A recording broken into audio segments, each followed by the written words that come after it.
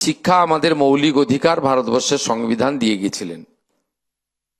কিন্তু ক্রমান্বয়ে যে সরকারি শিক্ষা ব্যবস্থার উপরে রাজ্যে 90% জনগণ নির্ভর করে, সেই শিক্ষা ব্যবস্থা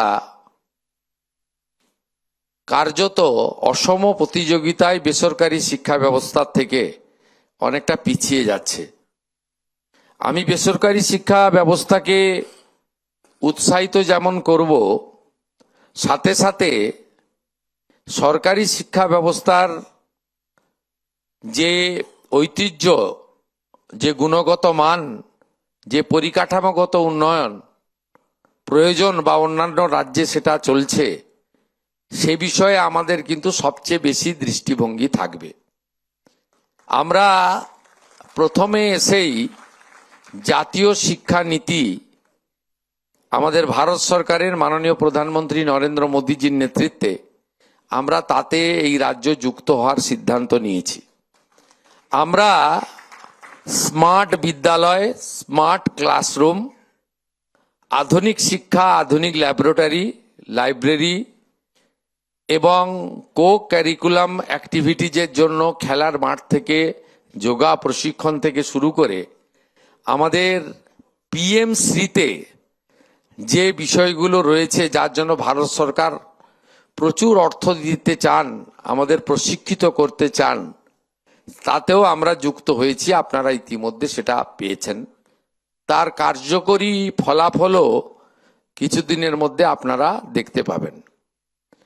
আমরা দেখেছি যে শিক্ষাঙ্গনগুলিকে রাজনৈতিক প্রভাব মুক্ত করা, সেই উদ্দেশ্যে বিভিন্ন বিদ্যালয়, কলেজ এবং ইউনিভার্সিটিতে যে রাজনৈতিক মনোনয়ন ছিল সেগুলো আমরা বাতিল করেছি।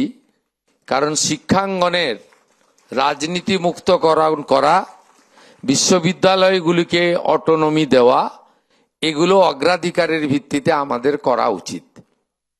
আমরা শিক্ষক, শিক্ষিকা, শিক্ষাকর্মী ইত্যাদি ক্ষেত্রে এই রাজ্যের যে স্বল্পতা, সেটা দূরীকরণ করে আমাদের শিক্ষক এবং শিক্ষিকাদের পর্যাপ্ত অংশগ্রহণের মাধ্যমে যাতে শিক্ষা ব্যবস্থা সরাসরি সুফল ছাত্রছাত্রীদের কাছে পৌঁছে দেওয়া যেতে পারে, তার জন্য আমরা উদ্যোগ গ্রহণ করব স্থির করেছি।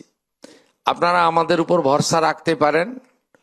আমরা এই রাজ্যে শিক্ষা ব্যবস্থা, শিক্ষাঙ্গন, শিক্ষার পরিকাঠামো, শিক্ষার সিলেবাস এবং সমগ্র শিক্ষা মিশনের মাধ্যমে আমাদের ছাত্রছাত্রীদের যে সহযোগিতা ভারত সরকারের পক্ষ থেকে রাজ্য সরকারের মাধ্যমে করা হয়, তার গুণগত মান বৃদ্ধি করার ক্ষেত্রে আমরা বিশেষ উদ্যোগ নেব।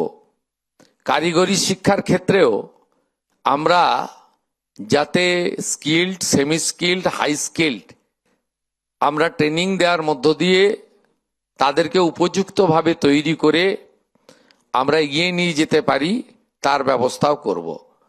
আমি শুধু আপনাদের কাছে কয়েকটা কথা বলে শেষ করব। দীর্ঘ বক্তৃতা আমি করতে চাই না, কারণ আপনাদের নিয়ে আমাদের চলতে হবে এবং একটা সরকারের যারা নেতৃত্ব দিচ্ছেন তাদের পরিচয় তাদের কর্মই হোক। বৃক্ষ তুমি কে, ফলেন পরিচয়তে।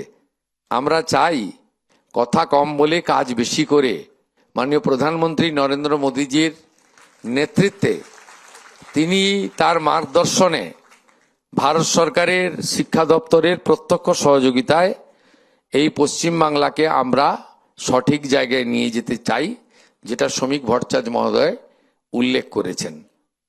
আমরা যেমন চাই যে প্রকৃত শিক্ষা গ্রহণ করে, আধুনিক শিক্ষা গ্রহণ করে আপনারা নিজেদেরকে উপযুক্তভাবে স্বনির্ভর হিসেবে রূপে গড়ে তুলে নিজের পরিবারের, সমাজের অর্থনৈতিক দায়িত্ব গ্রহণ করবেন, সাথে সাথে যে শিক্ষার কথা স্বামী বিবেকানন্দ ভেবেছিলেন যে শুধুমাত্র পুঁথিগত শিক্ষা বা পরীক্ষায় কৃতকার্য হওয়ার মধ্য দিয়ে নিজেকে সীমাবদ্ধ না রেখে এমন শিক্ষায় শিক্ষিত হওয়া উচিত যে শিক্ষার মাধ্যমে নিজের চরিত্র গঠিত হয়, মনের বল বৃদ্ধি পায়, বুদ্ধিবৃত্তি বিকশিত হয় এবং মানুষ স্বাবলম্বী হয়ে উঠতে পারে। আমরা স্বামী বিবেকানন্দের শিক্ষায় আগামী দিনে শিক্ষাঙ্গন ছাত্রছাত্রীদের তৈরি করতে চাই, এটাই আমাদের ভাবনা।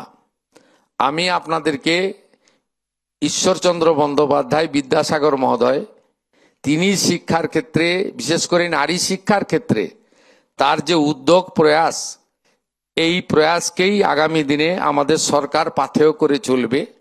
নারী শিক্ষায় অগ্রাধিকার আমাদের থাকবে।